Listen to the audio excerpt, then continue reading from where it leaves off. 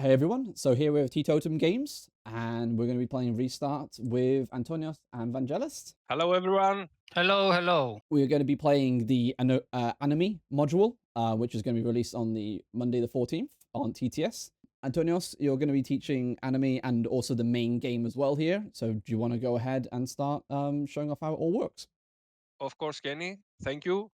I will make a small introduction for those that don't know anything about the game.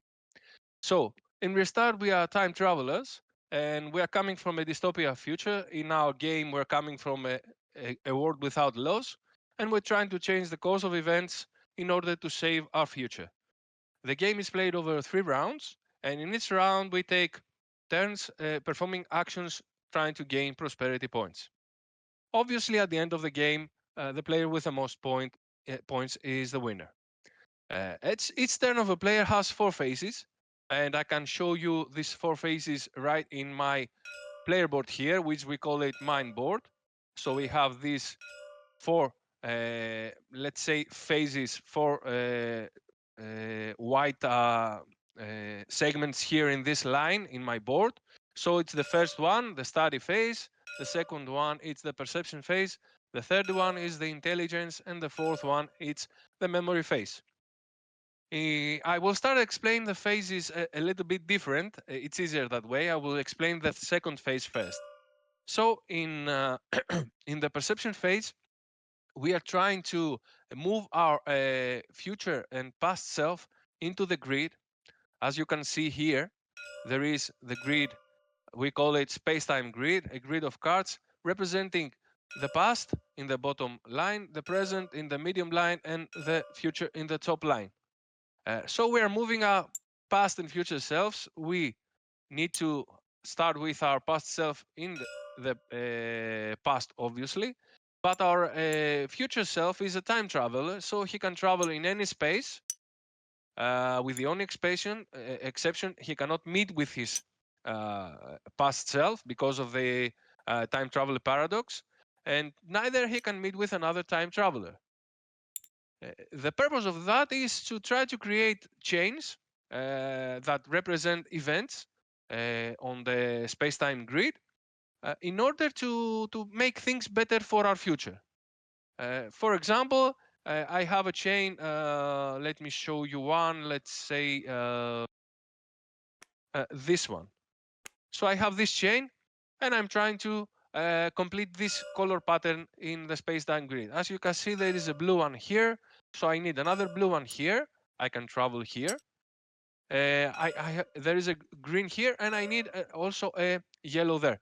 So I can play. Sorry, let me move here. So I can play a yellow card from my hand. Whenever I'm playing cards from my hand, I can activate the text also. I don't care about anything else in the card. We'll explain those later. I only care about the color and the text. So now I am able to activate the text, so I can gain 2 time tokens. I will not gain those now. It's just for the explanation. But I can also create this pattern, but I'm missing a blue one. That's why I can use this token. This is a wild token. We call it void token, and I can place it as a free action in my turn wherever I want, and I can create this color in any color I like. So I'm turning this card to a blue, and I have created this blue, blue, green, yellow pattern. Now I need to spend time tokens, and I will keep this card to my supply until the end of the game. It will give me 7 points, as you can see. Finally, whenever I'm making one of these chains, I have to choose one from the grid of the chains. Now, there are level on the cards. There are the easy ones that have 1 dot and a bronze background. There are the medium ones that have 2 dots and a silver background, and the hard ones that have golden background and 3 dots. The difference obviously is more points, but it's harder to create those bigger chains because I can show you one of mine. So they have 5 colors in the patterns, and obviously I need more effort to create this pattern in the grid. When I'm choosing one of those, I'm gaining all the resources on top of the card. I will gain this resource that is called Fragment, and I can show you how this is usable into my player board. So I can place it in any of these three slots I want, always in the bottom open space. This is because this is a fragment of my mind that I lost as I time traveled. So I'm gaining back my focus and I'm trying to become stronger. This will help me to gain extra points and extra actions through the game in each of my turns. And that finishes the perception phase. So now it's time to move back to the study phase, and this will all make sense easier now. For example, at the study phase, I can play cards from my hand into my board in either of these three slots. Now, do you remember I told you on the grid I only care about the color and the text of the card? In my mind board, I care for all the other things. So, for example, I can place this card here on my mind board. So I care about the cost of the card. I need to pay time tokens to do it. I am a time traveler and I spend time for all the actions I'm trying to do. I care about the field. So it only matches with this field, the card, not the other two. They have other icons as you see. And I care about all the actions I can see on the left side of the card. So in this case, that I have gained the fragment and placed it here, now in each of my turns, I have earned an extra action. This is the move action. So I can move once from my basic action on my board, I can play a card, and I can activate the chain. And now in each of my turns, I can also gain an extra move. And I can activate all these actions in any order I want. Also, all the actions are optional. I can choose to skip some if I want and go to the next phase. But if I choose to skip all of the actions, all of the basic actions and the secondary also, I will gain one void token, which is very useful resource as you remember, because it allows me to create chains more easily. So once again, a small recap. In the study phase, I can place cards in the corresponding fields of my mind board. And in the perception phase, I can do all these actions. I can move on the grid, I can play cards with the ultimate goal to create chains with the right colors I want. On the third phase of the game, which is represented in this field, the intelligence phase, I can interact with the second part of the game, not with the core game in the grid, but with this board here, the Anomie board. It's a Congress board. We are senators, not we, but we can influence some senators in the Congress board, and trying to move them around here to step on these spots of interests and gain points by proposing bills and voting laws. So there is the A and the B action, the triangle and the circle, and we can activate only one of those in each of our turns. If we activate the triangle action, as you can see here on the board, it is associated with the law. So our goal is to reach this step here and score points accordingly. We only have one move, so I can only move, I'm the green player, so I can only move one step per action. But there are also special powers that allow us to do extra things in the board, and I will explain those a little bit later. Just for now, hold on that we can move only one step and we have to choose, we have to call if we're going for to vote a law, so it's the triangle action, or to propose a bill, so it's the circle action. All the bills can be seen here around the center icons. It's the health, the culture, the education, and the economical bills. Also, in the cards of the intelligence field, like this one I'm showing you right now on my board, there are extra actions. Likewise, in the perception, we can activate them.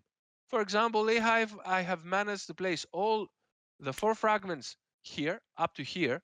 I would have activated an extra plan A action. So I could vote once for a law, and then I could choose again to vote for a law or for a bill. Also, there is this action that you can find only on cards. This action allows me to bury cards. Bearing is quite useful because I can earn points easily without spending a lot of money. For example, I can choose this card, and instead of placing it here in my board and have to pay 3 time tokens, as I explained earlier, I can place it behind, always on the corresponding field, and this card now is buried. Remember, I have to activate this action to do it.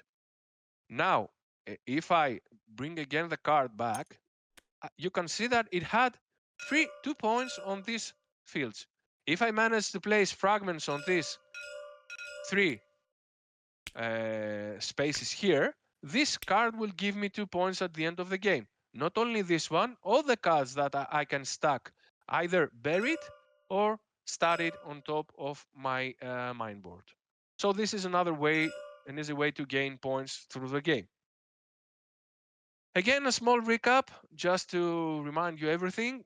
The first phase is the study phase. I can play cards in the top of my mine board, but remember, I have to pay time tokens, which are valuable resources in the game. In the second phase, I can move through the space-time grid, use my adult or younger self and play cards, activate them, and try to create patterns. And in the third phase, I can interact with the Congress board, trying to vote for laws and gain points. Or I can even bury cards if I manage to activate this bury action. And finally, to the fourth phase of the game, this is the easy one. I can gain resources. I gain 1 time token and 1 card. And obviously, I can activate extra actions. So now I can gain 1 extra time token. Or I can even gain these resources. We call them adrenaline pills. So having activated this resource here, I will gain in each of my turns 1 adrenaline pill. This will give me 1 point if I have it on my supply at the end of the game, but they are very useful also because I can use them as temporarily fragments. So I can place them here. I can activate the bury action, for example, on my turn, but at the end of the turn they will be discarded. So I'm spending some points, probably investing them to gain extra points and extra actions. Finally, I could have another choice if I wanted. If I didn't want to activate all of these actions, remember that all of the actions can be activated in any order and they are optional. But if I choose to skip all the actions in my intelligence field, I can gain double benefits in my memory phase. So in this case, I would gain 2 time tokens and 2 cards from my basic actions, plus 2 time tokens and 2 adrenaline pills from my secondary actions. And this will make me more powerful for my next turn. But obviously, I would lose some chances to score points in the intelligence field. Finally, at the end of your turn, you need to have a hand limit of 5 cards. So if you have more, you need to go down to 5 by discarding some cards, event cards. You need to discard all the adrenaline pills you have placed on your board. And you need to discard any void tokens you have placed on the grid in order to create your pattern. And then you move to the next player. Now, a few more things and we're ready to begin. I will explain some things as we play also, but it's really important to tell you about the extra powers you gain when you're trying to vote bills and laws. So we have this board under here, the future board, as we call it, and each field gives you different powers. Let's say, just for the sake of the example, I had these fragments here. So now I'm able to do extra things on the board. Let's start with the perception. As you can see, when I activate the triangle action, so when I vote for a law, if I don't have any fragments, I will only gain 1 point when I place a senator in the center. So when I move a senator here, remember I can move only 1 step. Let's say now for the example, I was here, so I can take 1 step and vote here. I will only gain 1 point, but now that I have a fragment, I gain 2 points instead of 1. And if I manage to maximize this field and place 6 fragment, I can even gain 4 points. So that's a great benefit. Likewise, in the circle action that is associated with the bills, now that I have 1 fragment here, I cannot activate any extra power. But if I manage to place 3 fragments, whenever I am placing my one of my senators on a bill. I am scoring this bill. Scoring means I take a marker of my color and I place it on this track, on the scoring track of the bills. So if I had 3 fragments on my board, I would be able to also score the opposite bill. So that's a double benefit. Moving 2 markers only with one action.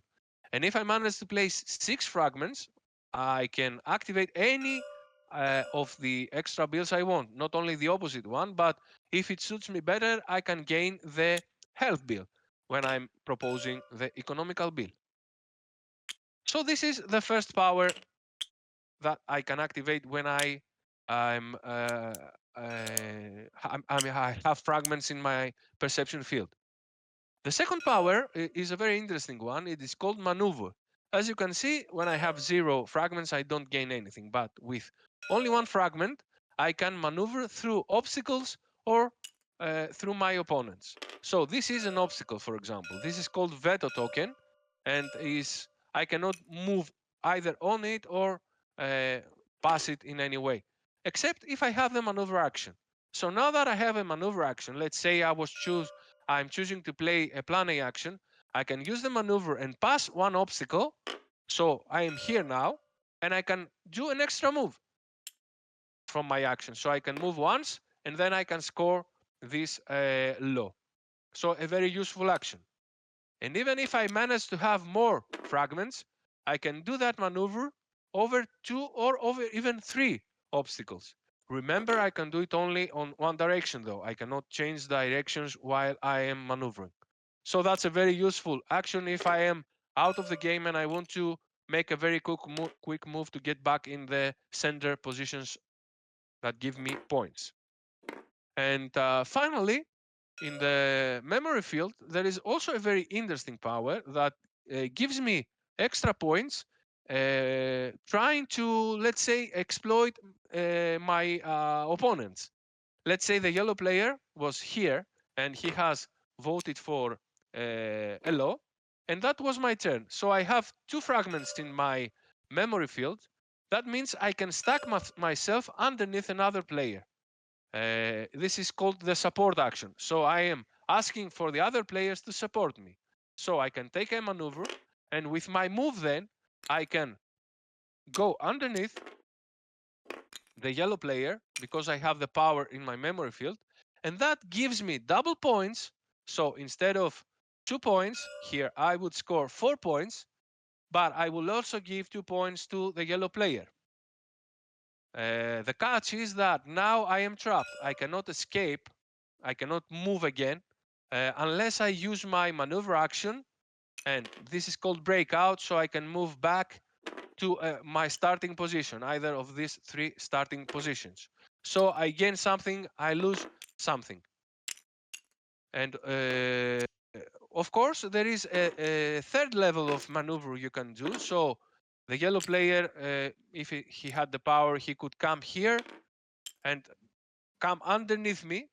So we would create a stack of 3 senators here, and the yellow player will gain triple points for this action. Remember that he need to have 6 fragments in the memory field, as you can see here, to do that, because it's a really powerful action.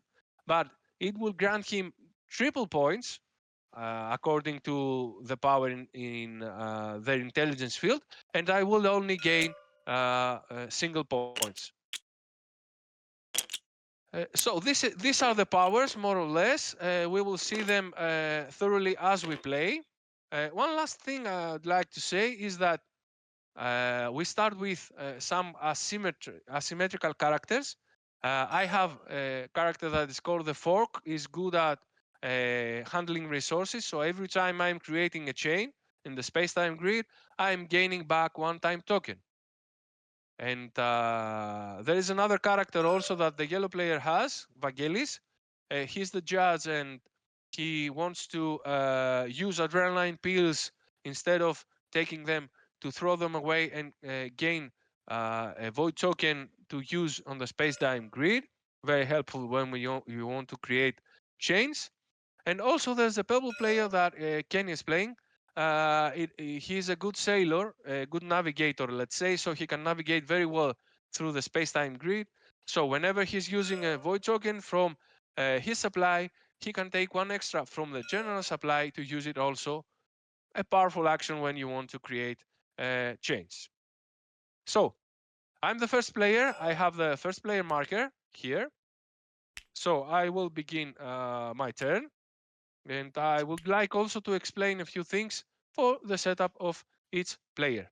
Just one thing, we are not playing with gadgets in this presentation. Oh, Gadgets yeah. give you extra powers. Yeah, exactly. So for this example, we have excluded gadgets just to make it more simple for you guys to understand the core mechanics of the game.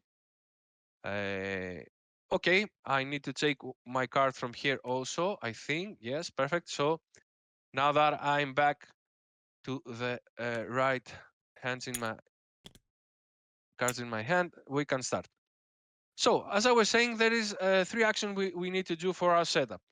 The first action is we start with five chain cards in our hands. Maybe I can show you this so it's more easier for you to understand. So we have two level 2 cards, two level 1 cards, and one level 3 card.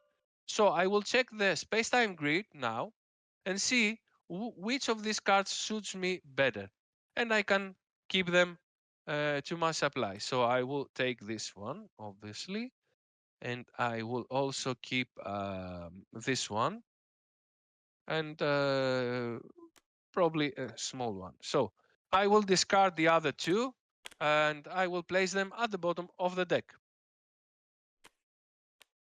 So they're placed here. My second action for the setup is I need to choose where my younger self, my child self, is born. So remember that for at the beginning of the game, the younger self is obstacle. As the game proceeds, I can activate an extra action and play cards with him. But right now, I need to place him somewhere that he will not bother me to create chains. So let's place him over here. Perfect. And finally, for my third action in the setup, I need to play a card for free in my main board. So I will activate this card because it's an expensive card and now I can do that for free. Perfect. And I can start my turn now from the beginning. Hmm. I think I will study a card, an extra card from my hand. So I will place this card here and I will spend one time token, placing it to the supply. Perfect. Now, yeah,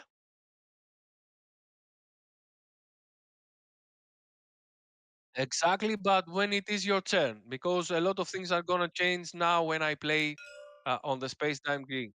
So it's very strategic for the next player to know what to expect from the previous players for the setup. Perfect. Mhm. Perfect, Kenny. Okay, I'm moving to my perception phase and I can try to create a chain. So let's see. I would probably go for level 2 maybe. Hmm, yeah. So I would play a blue there and or a green. Yes. So I will try to create this chain. So I'm placing it here just for the people to see it. And I will move my adult character here and I will play a green card. I will play this card here. So I'm playing food pills somewhere in the present, trying to feed more people. And the card says gain one time token for each top energy event card in both of the same zone and line. So that gives me 1+1 2-time tokens. Useful because I would like to do now using my void token here. So I can activate this chain, a blue, green, blue, purple. That will cost me 3-time tokens, which obviously I can pay. I need to pay to activate the chain. And I will keep this to my supply. Let's put it face down. Now I can choose another one. Let's not be greedy. I will choose a small one. I will place a fragment token. Where should I place that? I will place it here. And I will place this one in my board. These boards are adjustable because it's easier. You can place the cards wherever you want, hiding them from the other players. It's a very basic rule in the game. So that's why you can place them either on the right or the left of your mind board, according to where the other players are sitting. Perfect. I place my fragment here, so I'm thinking to take an action on the Congress board now that I move to my intelligence phase. And I will move this senator. I can use a maneuver action, so I will jump over here, and I will move him here to gain 1 point on the low track. Obviously, I'm going to need some upgrade here to score more points, but that was a good start. Okay, and then I can go to my memory phase. I'm gaining 1 time token and 1 card. I can take cards either from the deck or from the 3 opened ones in the market or in the river, if you like. And let me see, what do I need now? That's yeah. I will try my luck from the deck. And that finishes my turn. So now, Kenny, it's your turn. You can start with the setup.